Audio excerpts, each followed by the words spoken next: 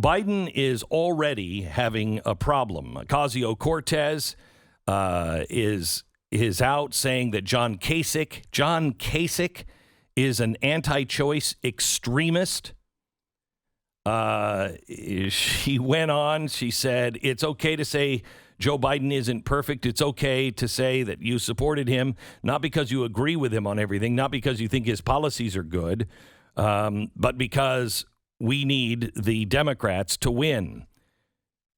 The problem is that there is a massive split in the Congress and in Senate, and the left is not going to let go. Rashida Tlaib said yesterday, we're not going to be successful if we're silencing districts like mine.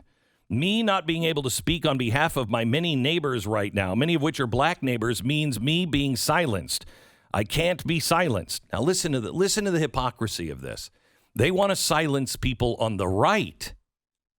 But she's saying you can't silence my neighbors. You can't silence the people that are in my district. I agree with that. We should never silence anyone in America.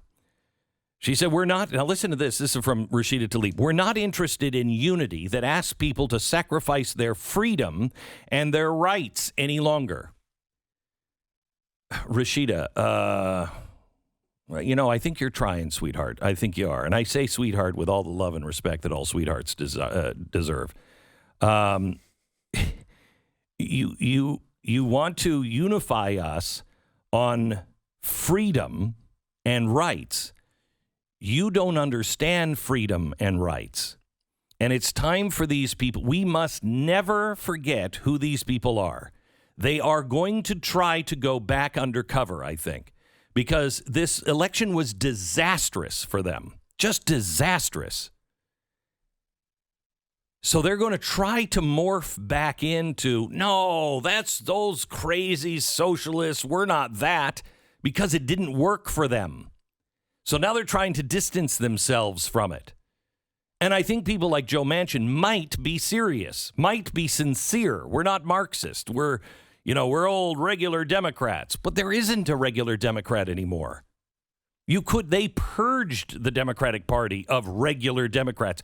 If you don't believe what they believe, they silence you. Geez, Rashida Tlaib, what part of rights don't you understand here? She said voters can walk past blighted homes and school closures and pollution to vote for Biden-Harris. When they feel like they don't have anything else, they deserve to be heard. She choked up as she said, I can't believe people are asking them to be quiet.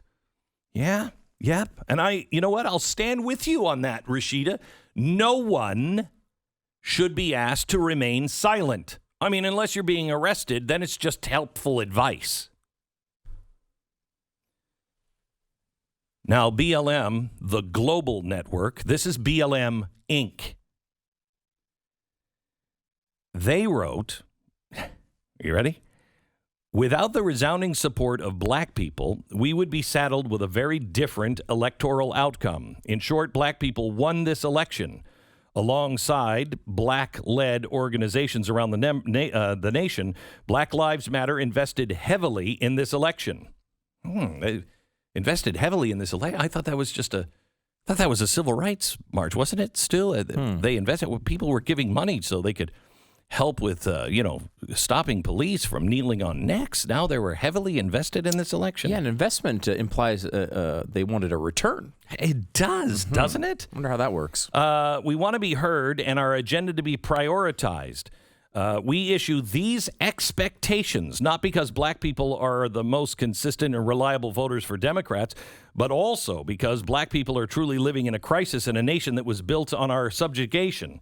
Up until this point, the United States has refused to directly reckon with the way it devalues black people and devalues our lives. This cannot continue. Black people can neither afford to live through the vitriol of a Trump-like presidency, nor through the indifference of a Democratic-controlled government that refuses to wrestle with its most egregious and damnable shame. So they are putting out a list of things that they are expecting from the Democrats, or else. The BLM network banked millions of dollars from a surge of donations, according to the Associated Press. They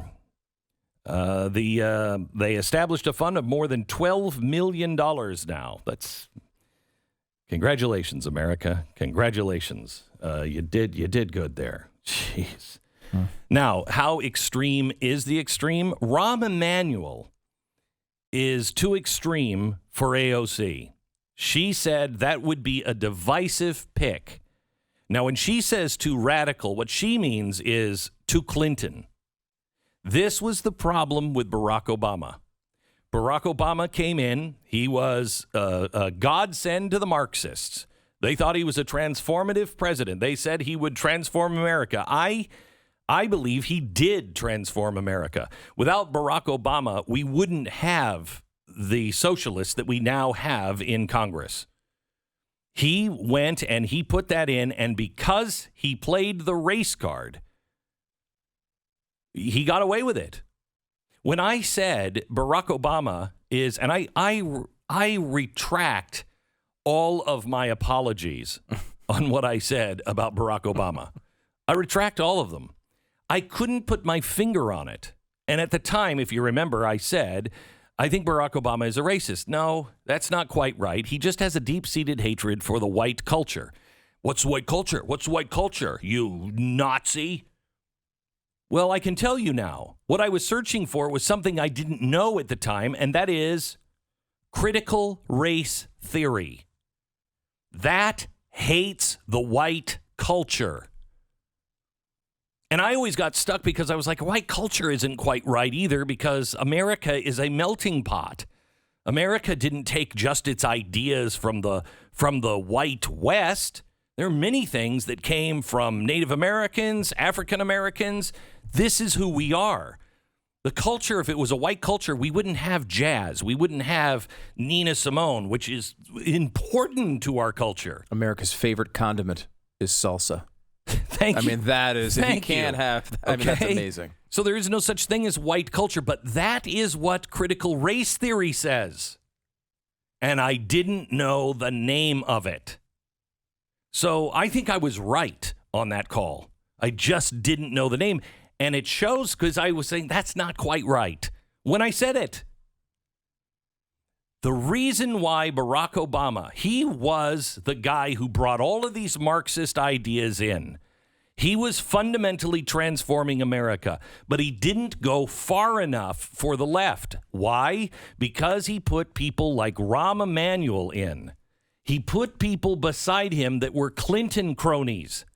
And so they saw Obama as somebody who had caved to the Clinton kind of idea of just big fat government. It is what the coming insurrection, the book from France that I showed you, 2008, it's what it's about.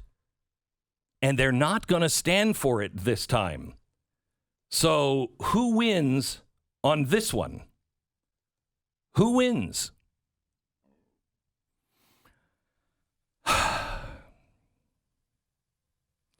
We're going back to a time where America comes second again, where we are going to be, for instance, Biden's coronavirus advisor wants us to distribute the vaccine globally before it's available to all Americans.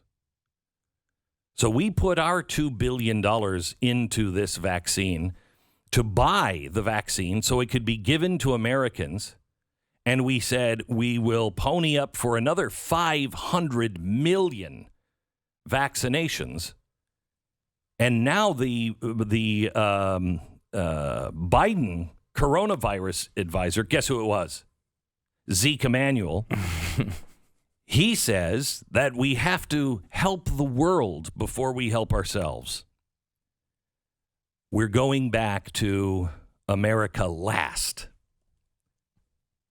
It's the wrong direction.